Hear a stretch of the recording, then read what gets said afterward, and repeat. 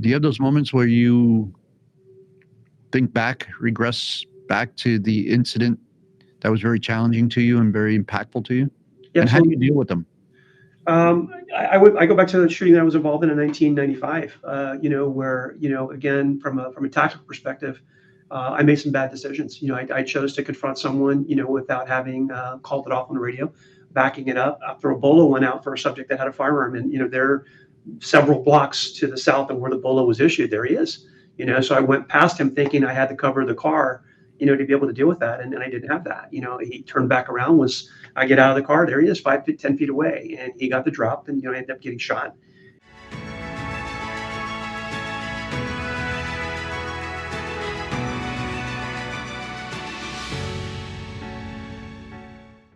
I am Robert Asencio, and today I have my colleague and co-host, retired police chief David Magnusson, who's also a military historian. Yeah. How are you? Truth's always in the past. I'm doing well, and this is a great honor today to be with Chief Clements, and I have a great deal of admiration for him. So it's great to see you again, Rick. Chief, Thank you, David. Robert. It's great to see you, and I'm humbled by your comments. Thank you. so with us today we have Richard, we will call him Rick, Clements, 30-year veteran of the city of Miami Beach, rose to the ranks of police chief. Tell us a little bit about that. I had the privilege of growing up in the agency. I started in 1990. I was, again, had the opportunity to be on many different assignments, from everything from a bike squad to the motor unit, street level narcotics unit, and ultimately, getting promoted to the rank of sergeant, and overseeing units like the accreditation, and then also our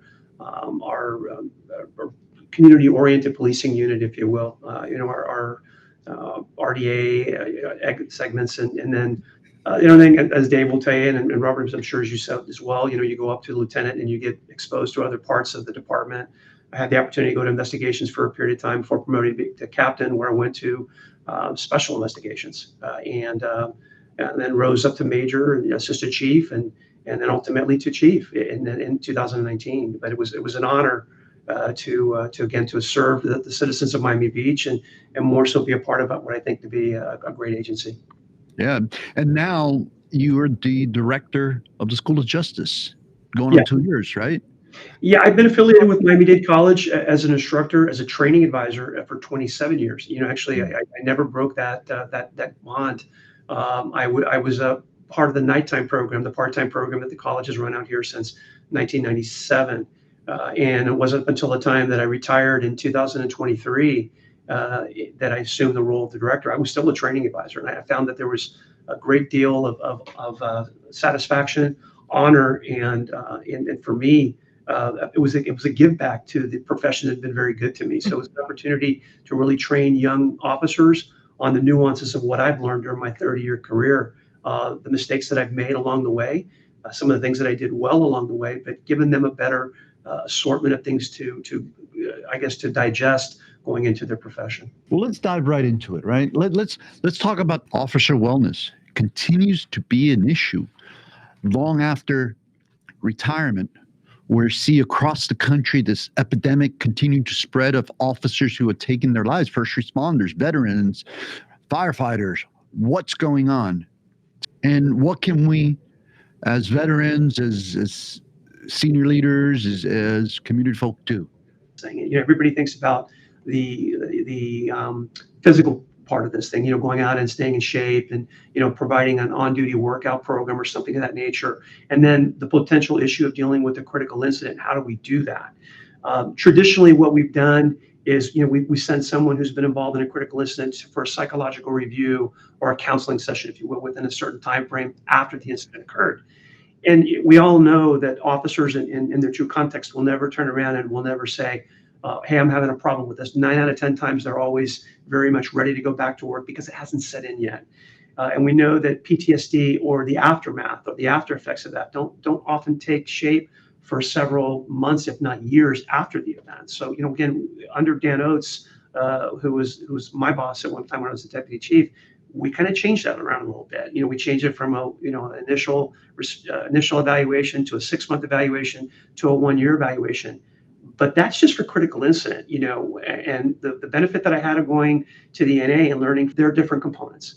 They're spiritual, they're social, there's, believe it or not, there's financial, again, things that officers need to consider for their well-being as they move on in their careers. And moreover, are they recognizing when things are out of balance? And if so, how do they fix it? There's many different types of programs out there. The college is affiliated with one loosely, where it talks about, I think when it rises to a certain level, I refer to it as the water level. I kind of see that program as the water level is very high.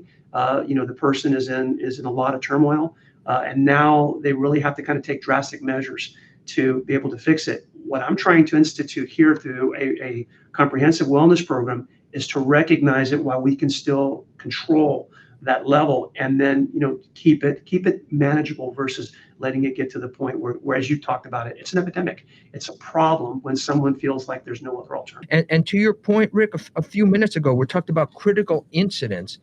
I've always had the question, I know what critical incidents are, obviously, but they're different things to different people. You get some young cop out there that just saw a person, they enter a house, a person shot in the head, never seen a dead person before, and they're going to hold a scene, but they went in first. That's traumatic in and of itself. When it's not necessarily the shooting or a number of other things, the fights or getting sniped at in a riot or things like that.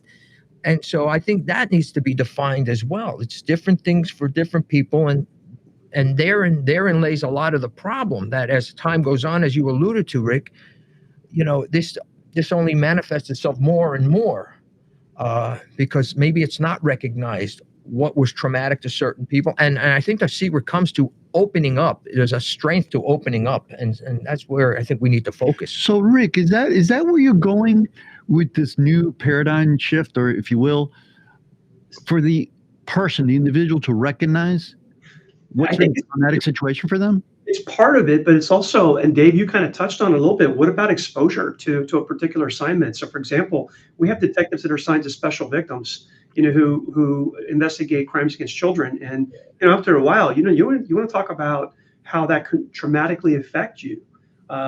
They do need to go and meet with mental health professionals on that issue to ensure that they're okay. There is a challenge with that. So Robert, to your point, your ask is, hey, are we looking at now just talking about critical incidents? No, we're actually talking about their well-being over a period of time, because this job will weigh on you. The longer you're in it, the more there are going to be situations time and time again where you feel like, or you question whether or not you can keep doing this, whether you're making a difference, whether or not you start losing your perspective on humanity, and what the good things in life are about that. And that's why we start looking at the social components. We look at the spiritual components. What makes a person, tick inside? What do they need in order to be able to be grounded and know that there are other things out there other than what they see on a day-to-day basis when they are working. So we do talk about that. We had last week a homicide detective, and I know in one of the statements I made, there's two areas that I hadn't worked, and I'm not so sure I want to work for the things you just put out: homicide and sexual battery or special victims. But another component is, any supervisor, commander worth his weight, her weight in salt, is going to, vicarious trauma of his or her officers and what they're going through. Maybe not to the same extent, but they feel it too. And I think a lot of times that gets lost in the wind as well.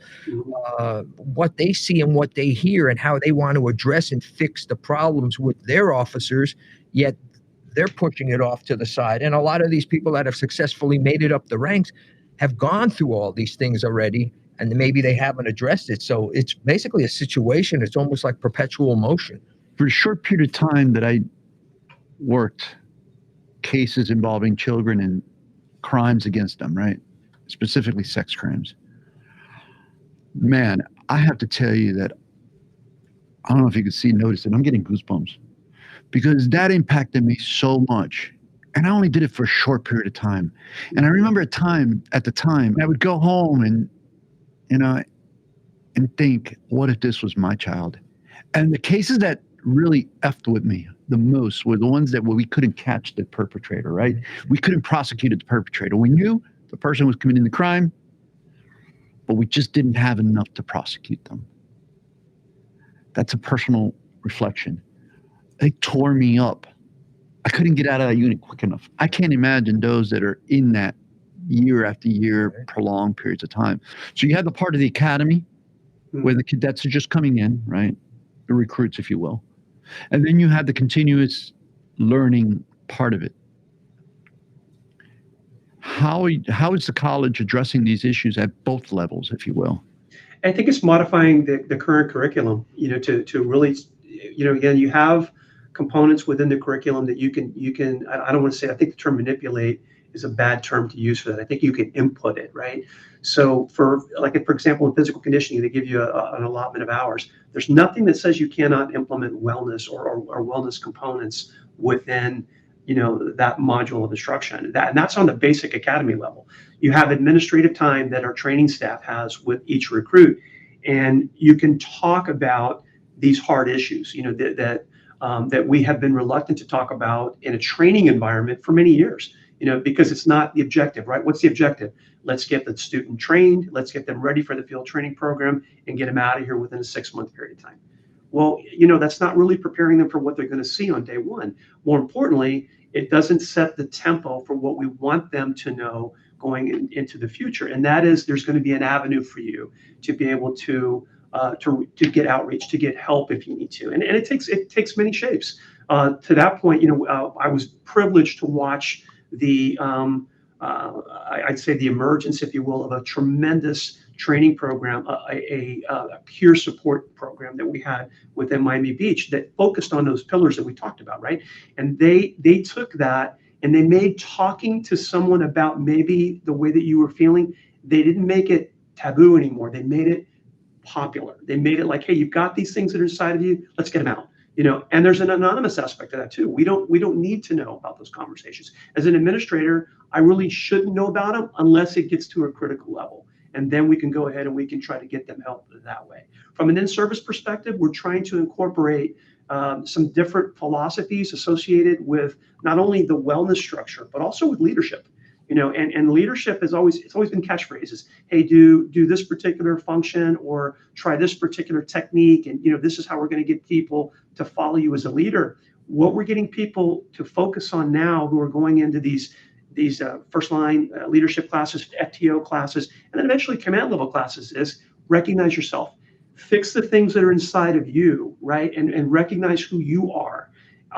Come to a moment where you understand that and get good balance on it, and people will follow you. People will see that. So from a leadership perspective, if you can show that wellness is going to be advantageous, even at the academy level, and that you need to focus on all the pillars of wellness, it will catch on. And it will catch on. And if the departments support that, it will continue to flourish throughout their early years and then into their formative years where they're getting promoted, they're going to different assignments, and ultimately when they get ready to retire. They're not hitting that void or that gap where they walk out of a police department one day after handing in all their equipment, and then they're walking out to the parking lot or the front of the station saying, "What do I do now?" And not having that sense of self and direction that I think is critical to do.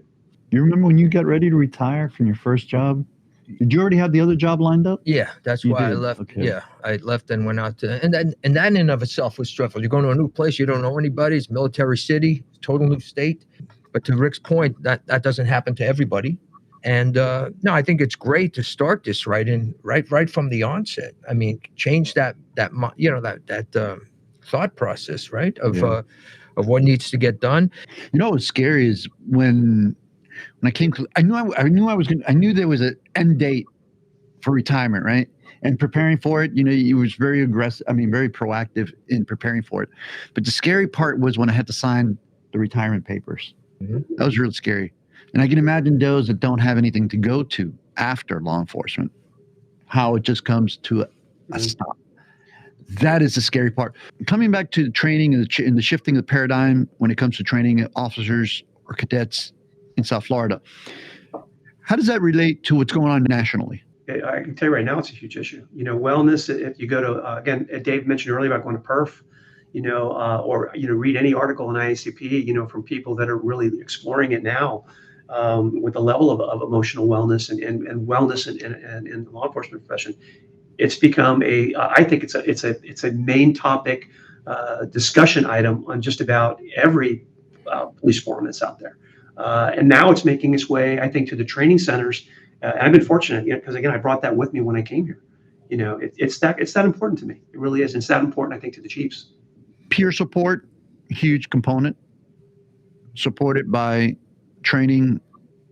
But what's been the mindset of the leaders in law enforcement in accepting this need for change? There's a paradigm shift that's going on right now. It hasn't caught fire yet, but there is a paradigm shift. And one thing that I would add to what Dave said earlier, in that class that I was in at the NA, there was a gentleman who was from the state of Texas who Mr. Beersdorf asked, how many of you feel like you suffer from PTSD? And he was one of the more gregarious individuals in the class, guy that everybody really liked to be around. And he put his hand up in the air, and Mr. Beersdorf asked him, so why do you think, you feel that way? He said he'd been involved in 2 police shootings, both of them ended in a fatality. Both were justifiable shootings. But he said that he went through the traditional evaluation process. But the thing that really irritated him the most is that he said no one ever asked him after that initial stage, hey, how do you feel? How are you doing? And because it's just not, it's not what we do in law enforcement, right? We pick up our gun belt, we put it on, we go to work, right? That's what we do. The arm heals, we go back to work, right? But you don't see what's inside the person and what they carry inside of them. And I remember him saying that there wasn't a day that went by that he didn't think about those shootings, and he didn't think about what he could have done to try to make it go the other direction, even though they were justifiable.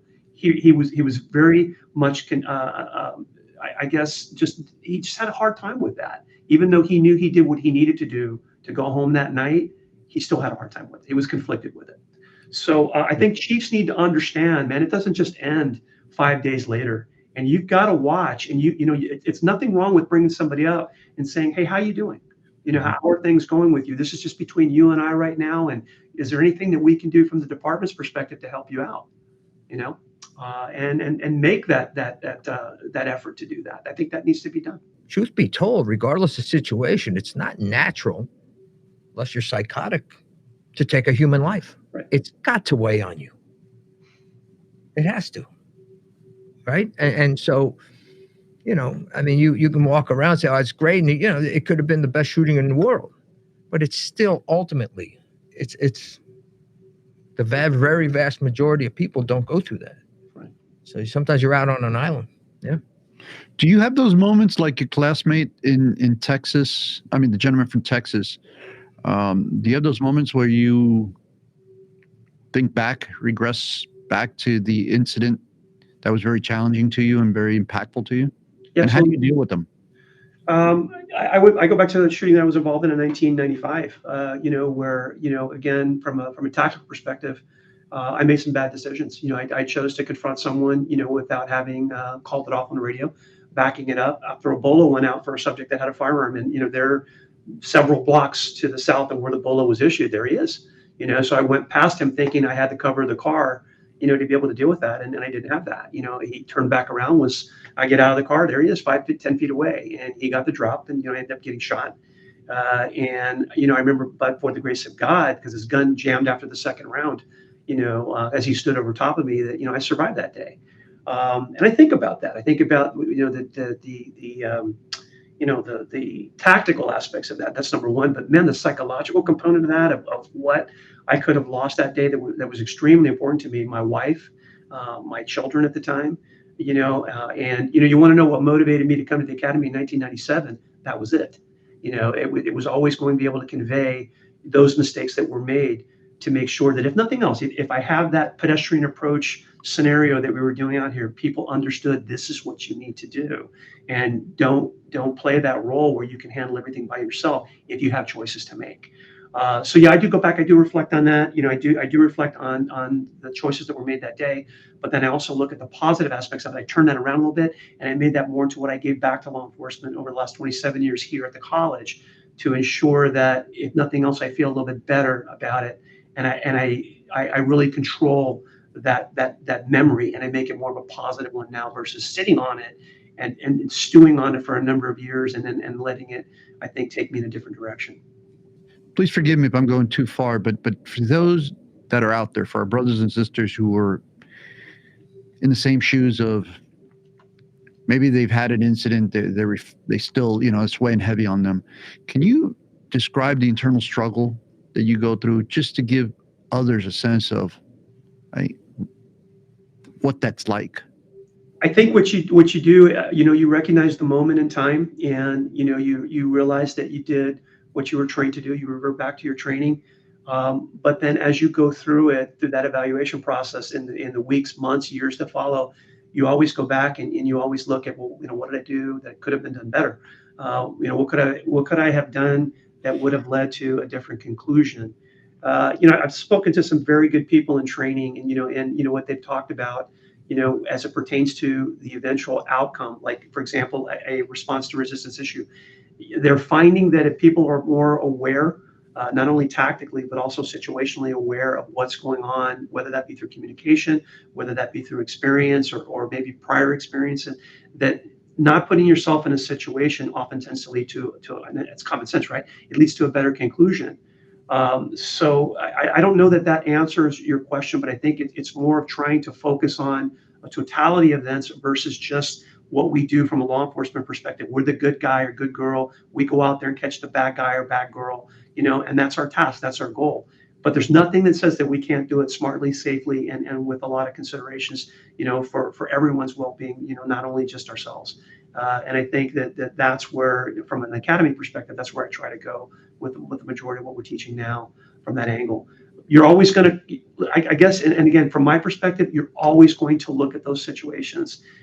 You're constantly going to evaluate them. And I think you need, from an internal perspective, you need to figure out a way to be able to get that out of you, to get that to understand it. If you didn't do things 100% correctly, or by definition, it's easy to Monday morning quarterback, but the goal here is to recognize you survived it, you learn from it, you don't commit the same mistake or the same tactical oversight again, and you're able to convey that to people that are coming on, or people that may also have something similar to that happen in their career.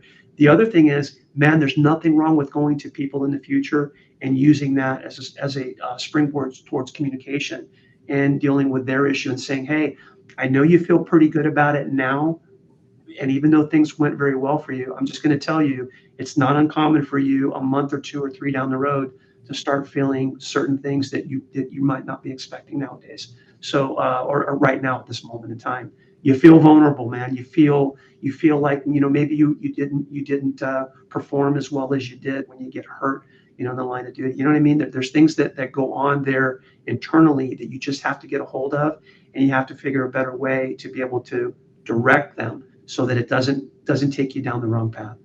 Self-assessing is so incredibly important. Looking in the mirror and saying, what can I do better? What do I need to do? I got very lucky this time, and luck is not a self-sustaining strategy. No. It certainly is not. So you learn from it, as Rick said. You learn from it, and by learning from it, you better yourself. But you have to be honest with yourself. And definitely. And the reason why I asked you to share, and thank you for sharing, the internal thoughts that you were, and the struggle that you were going through after an incident, is because, let's face it, we don't speak to our families, right? There are many of us who don't share with our families, because how could they understand what we're going through, right? And if you're not dealing with it yourself, then how are you dealing with your family? Because it's freaking affecting you, and they're seeing it, and they're feeling it. But how do we deal with that? If I may on that, that goes back into the wellness pillar. When we talked about social, and social does encompass your family. We do have a tendency to forget that. We do have a tendency to feel like they can't understand, that might not necessarily be attuned to what we see on a day-to-day basis. But I'll tell you, from a social perspective, it's good to have people that aren't affiliated with law enforcement that are in your network. It's great to be able to disengage from the job itself and reconnect as a husband, a wife, a father, a son, and really focus on those relationships that you need to focus on. There's a book out there by Kevin Gilmartin. It's called Emotional Survival for Law Enforcement. I think everybody's heard about it. And Dr. Gilmartin's simple message is get off the couch and get a life, right? And from a law enforcement perspective, we seem to consistently do everything that we do evolves around the profession, right? Even when we go to dinner, the way we position ourselves to the end, right? We make a point of saying that because that's what we're taught. Dave, you and I, we went to the academy. What they always tell us: never sit with your back to the door. Always, and again, and always prepare yourself for the worst. And that's not necessarily a bad thing. But man, taking the time out to be a better husband, a better wife, a better father, a better son or daughter, that's also critical to the person's growth and the continued growth as a person throughout the course of their career. So, again, family is critical to this because they're going to be the ones that are going to be standing with you when you hand in your stuff and you sign those retirement papers, and they're going to be enjoying that next phase. But they got to be able to understand you and what you went through. And if you keep it to yourself, they're not going to get it. Yeah. Family is the girders that hold this building up. Yeah. And yet we're so good at destroying, many of us are so good at destroying our relationships, right? Yeah. And when really the family is the nucleus of who we are generally, unless we're an outlier. Everything should, and in most cases does, revolve around the family. They are the sun, We are not. Right. Meaning we as police, it's the family. And what's incredible to me is keeping on that mindset, right? Police were, like, as one of our former guests always calls it, we're like a tribe. We're tribalistic. We come together. We do everything around our family, our extended family. But we tend to forget at times our true family or neglect our true family. I think that's where you're going. So in our closing minute here, sure.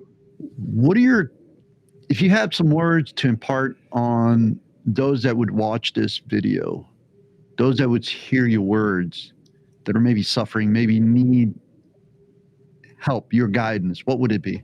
Well, one thing is always remember your faith. You know what I mean? I think that for me, coming out like the last 2 years or so, I've really been becoming more faith-based and realizing how important that is. The second thing is again, if you've disconnected from your family, and I've done that, reconnect with them. Okay, don't let the job push you away from them and then make another mistake by continuing down that path. Understand that they're really what's important, in the end, and that they are. And I'm not saying the job's not important because it is, but they're the glue that holds you together. The other thing is don't ever be afraid to go to someone and tell them, hey, I need to talk to somebody. I need to talk to them about this situation. I need to talk to them about where I'm going because something's just not right. And be able to work through whatever that is. If the department has resources, utilize them. If the department doesn't have resources, it doesn't matter. Go find someone that you can go to and that you can express those concerns to, because ultimately it will eat you up. It will make you the person that you don't want to be and you never envisioned yourself to be. And then it may lead you to making decisions in your life that adversely affect it, if not cause it to take a tragic turn. Again, the knowledge and the information you're putting out, Rick, and that we're trying to put out in Vets and Badges, find that information, move forward with it. Don't stagnate, like you said, seek the help, the self-assessment too. Be honest with yourself. Yeah. Officer wellness, we can't think of it enough. We can't say it enough. We can't stress it enough. But really, are you taking a look at your own wellness? Are you doing what you need to do to keep yourself safe, protected? We urge you, anyone that's out there struggling, to look for anyone that can help you. But please speak about the issues that are bothering you, because you're not alone. This has been another episode of Bets and Badges. We want to thank the Millers, Michael, Grant Miller, Miller Brothers, Miami's Community News team, Daniela Quevedo, behind the scenes, our producer for today, my co-host, our guest, and you, the audience. Speak to you next time.